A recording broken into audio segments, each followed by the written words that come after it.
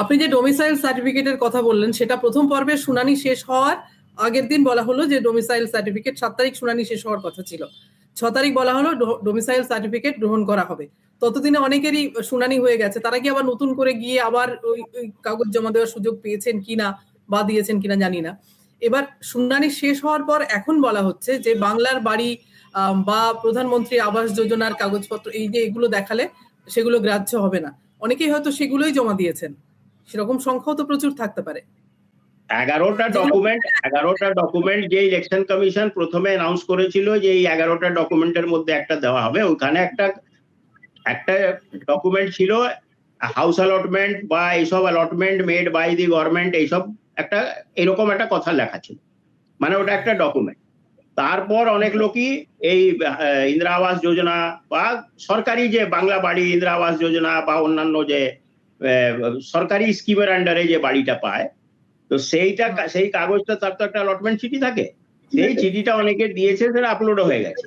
কিন্তু ক্ল্যারিফিকেশনটা, মজার ব্যাপার হচ্ছে ক্ল্যারিফিকেশনটা দিয়েছে কোন দিন? যেদিন বিএলওর অ্যাপটা কাজ করা বন্ধ হয়ে গেছে। বিএলওর অ্যাপটা কিন্তু পরশুদিন বন্ধ হয়ে গেছে বা গতকাল সকালে বন্ধ হয়ে গেছে।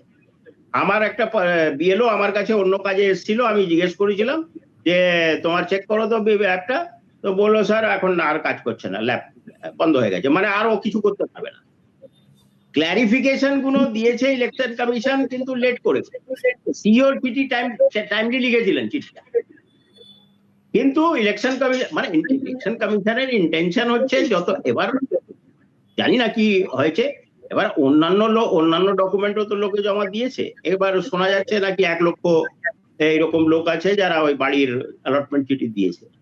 তবে কেউ শিওর নই, তবে আমি যতটা আমার এক্সপিরিয়েন্স থেকে আমি বলি 10%-এর বেশি কাটা সম্ভব নয়, মানে প্র্যাকটিক্যালি সম্ভব। আগেরবার তাই হয়েছিল যখন আপনি তাই হয়েছিল। 10% লোক ডেড শিফটেড এটা ওটা এসব হবে, আর কিছু ভুল ত্রুটি 0.01% ভুল ত্রুটি ইলেকশন কমিশন থাকবে। কোনোদিন রোল কোনোদিন 100% পারফেক্ট হয় না, হতে পারে না, সম্ভব নয় আমাদের দেশের এইরকম এত বড় পপুলেশনে। কিন্তু 10% ইজ মোটামুটি ঠিক আছে। এবার তার বাইরে যদি ছাড়িয়ে যায় তাহলে লিগাল মেকানিজম আছে। ইলেকশন কমিশন তো বলে দিচ্ছি, ইলেকশন কমিশন তো আর ভগবান হয়ে যায়। আমরা ইলেকশন কমিশনকে ভগবানের মতন ট্রিট করছি কেন? Election commission is a constitutional authority authorised to act under the constitution. যদি আনকনস্টিটিউশনাল কাজ করে, অ্যাপিল মেকানিজম আছে, রিড্রেসাল মেকানিজম আছে, জুডিশিয়ারি আছে, আমাদের পুরো ভরসা আছে, যাবে। এই যে একটা অবিশ্বাস অনিশ্চয়তার একটা পরিস্থিতি, যেমন মানুষের প্রতি অবিশ্বাস, তাকে গিয়ে প্রমাণ করতে হচ্ছে, যারা সেই কাজ করছেন, যে অথরিটি সেই সমস্ত কাজ হাতে কলমে করছেন, তাদের প্রতিও বিশ্বাস নেই যে তারা হয়তো সঠিকভাবে করছেন না। আবার যে নির্বাচন কমিশন, তার বিরুদ্ধে আবার অন্য পক্ষের অবিশ্বাস যে নির্বাচন কমিশন রাজনৈতিক উদ্দেশ্য নিয়ে কাজটা করছে। এই যে একটা ভয়ঙ্কর একটা বাজে পরিস্থিতি তৈরি হয়েছে, এর দায় কার? কি কারণে এরকম পরিস্থিতি তৈরি হলো? তপন বাবু, আপনার কি মনে হয়? এটা পলিটিক্যাল লিডারদের পাঠ আর কি, আমাদের ঠিক এটা নিয়ে বলার কিছু নেই। কাজটা করা হচ্ছিল, আমার যেটা মনে হয় গোটা ভারতবর্ষ জুড়েই তো হচ্ছে, বিভিন্ন রাজ্যে হচ্ছে, এত বিবাদ বোধহয় আর কোথাও হয়নি। অনেকেই আপত্তি করছেন, বিভিন্ন রাজনৈতিক নেতারা, তারা এই এসআইআর এর বিরুদ্ধে বলছেন। এসআইআর আগে হয়েছে, পরে হবে, এখন হচ্ছে বিভিন্ন জায়গায়। আমাদের রাজ্যে যেন এটা একটা এতটা মোমেন্টাম পেলো, এত হইচই হয়ে গেল, এটা আর কোথাও হলো না। এর পেছনে খানিকটা তো পলিটিক্যাল ন্যারেটিভস ছিল, কতগুলো অকারণ ন্যারেটিভ নিয়ে কখনো বলা হতো 1.5 কোটি রোহিঙ্গা আছে, অমুক তমুক, মানে লোকেরা অবিবেচকের মতো এবং ইরেসপন্সিবল কথাবার্তা বলতে শুরু করলেন।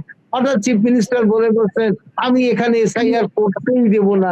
এ সমস্ত কিছু অবান্তর লোক, মানে গুরুত্বপূর্ণ পদে থাকা লোকেদের অবান্তর কথাবার্তা পশ্চিমবাংলায় কিন্তু এই সমস্যাটার আসল কারণ হয়ে গেছে।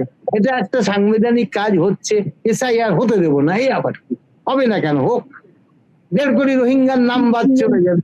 এ বললো আপনাকে গোটা পৃথিবীতে রোহিঙ্গার সংখ্যা 28 লক্ষ, পশ্চিমবাংলায় 1.5 কোটি রোহিঙ্গা আছে। এখন এই যে লোকটা বলছেন তিনি পশ্চিমবাংলায় বিরোধী দলও নেতা, মানে কারোর কোনো দায়বদ্ধতা আর নিজের পদের প্রতি নিজের একইভাবে চিফ মিনিস্টার দুজনে পরস্পর একই রকম জায়গায় দাঁড়িয়ে থেকে এসব কথাবার্তা বলে পশ্চিমবাংলায় এই সমস্যাটা কিন্তু তৈরি করলেন। এটার আসলে কোনো প্রয়োজন ছিল না, সহজভাবে হচ্ছিল, একটা এসআইআর হতো। যে আমি যা ভয় দেখেছি লোকের মনের মধ্যে যে বাপ রে বাপ না জানি কি হবে। আমি বলছি তো, আমি আমার কলিগ রিটায়ার্ড ডিস্ট্রিক্ট জাজকে আমি দেখেছি কি হবে রে কি। আমি বলছি যে তোকে তো বিয়েতে পাঠিয়ে দেওয়া উচিত, বাংলাদেশে পাঠিয়ে দেওয়াই ভালো। একজন ডিস্ট্রিক্ট জজ যদি আজকে এই চিন্তা হয়, এবং সত্যি আমি বলছি একজন রিটায়ার্ড জজ সাহেবকে আমি বলতে শুনেছি যে সত্যি কি হবে বলতো, কি করে করতে হবে বলতো। আমি সাধারণ বলছি এই জন্যে, সাধারণ মানুষের ভয়টা যে কত গুণ বেশি ছিল। আমি বাজারে গিয়ে দেখেছি, রাস্তায় ঘাটে লোকের সাথে কথা বলতে দেখেছি, মানুষের মধ্যে তীব্র একটা ভয় হয়ে গেল যে নাম না থাকলে আমাকে বাংলাদেশে পাঠিয়ে দেবে। এইরকম একটা আলোচনা শুরু হয়ে গেল। মূলত এটা বিরোধী দলের মতো বলতে শুরু করলেন, কোনো কারণ ছিল না। নাম হবে, কারণ নাম বাদ যাবে, না থাকলে হবে না নাম। এক জায়গায় নাম না থাকলে আরেক জায়গায় নাম থাকলে সেখানে তিনি ভোটার থাকবেন। বিভিন্ন কারণে নাম ভুল হতে পারে, যেটা অনেক জায়গায় অনেক ক্ষেত্রে, বিশেষত বিবাহিত মহিলাদের ক্ষেত্রে তো এটা ভয়ানক রকম ক্রাইসিস হয়েছে, কারণ তারা মেলাতে পারছেন না। আর এদেশের যেখানে বেশিরভাগ মানুষ দারিদ্র সীমার নিচে বাস করে, বস্তিতে বাস করেন, তাদের এক একটা কি বলে প্রাকৃতিক সমস্যা যখন তৈরি হয়, দুর্যোগ, সব ডকুমেন্ট চলে যায় তার কাছে। এদেশের বেশিরভাগ মানুষের শিক্ষা নেই, তার কাছে আমি আশা করি তারা সব ঠিকঠাক লিখবেন, নামের বানান ঠিক লিখবেন, এই সমস্ত তারা করবেন, এটা আমি আশা করছি।